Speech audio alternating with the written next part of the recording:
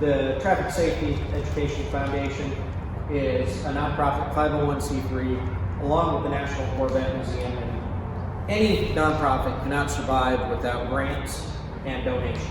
And to have vehicles like this donated to both the museum and this program are what really make this entire institution run the way it does. We had been back here in 2002 for the introduction of the 50th anniversary. We were part of the Motorama, the alternates, and so we were involved in that for that whole weekend. And on the way home from that trip, he said, "Let's buy a new one." And I said, "Okay." And so we did. And we've had so much fun. But museum delivery was just a choice from the beginning.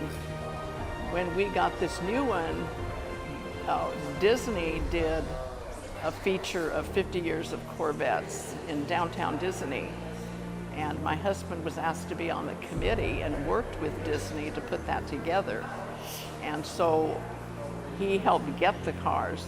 So he immediately called the people that had bought our 84. And so our 84 was in that display, and of course the new one was front and center that year, so that was fun. We literally spent the weekend at downtown Disney. They put us up at the Disneyland Hotel for the whole weekend because our cars had to be there from Friday morning, like 6 o'clock, until Sunday night.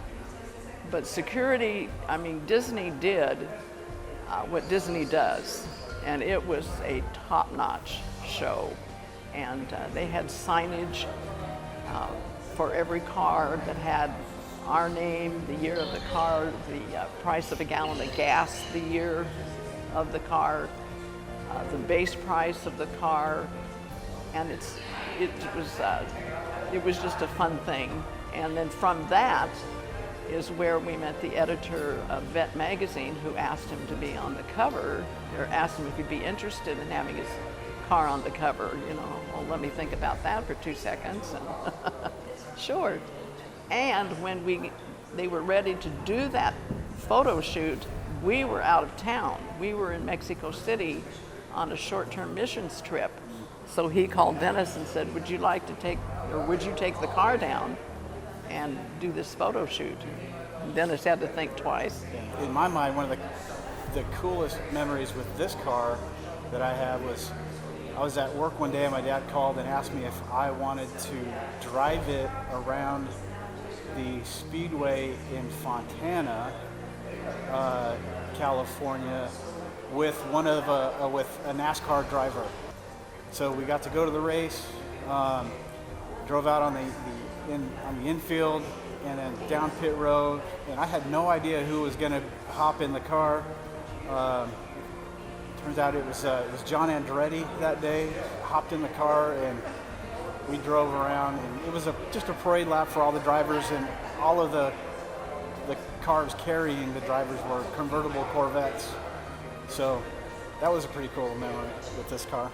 Well, I got the Corvette Museum magazine, and I wasn't sure what I was going to do with the car. I wasn't necessarily anxious to get rid of it or sell it, but I wasn't driving it.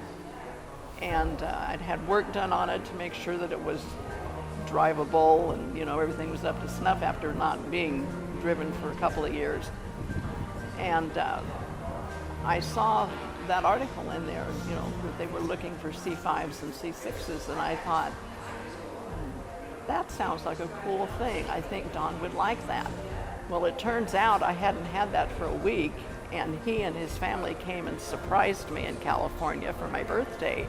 And I showed him the article, and I said, what do you think? And he said, I think that would make Dad smile. So from there, we talked to the other kids, and they thought it was a great idea, good memory, and just a nice thing to do. He would think it was pretty cool that the car was here at this place, particularly being used by, Andy and his program for driver training for your kids, and maybe plant the Corvette bug in some kid, just like it was planted in him so many years ago. So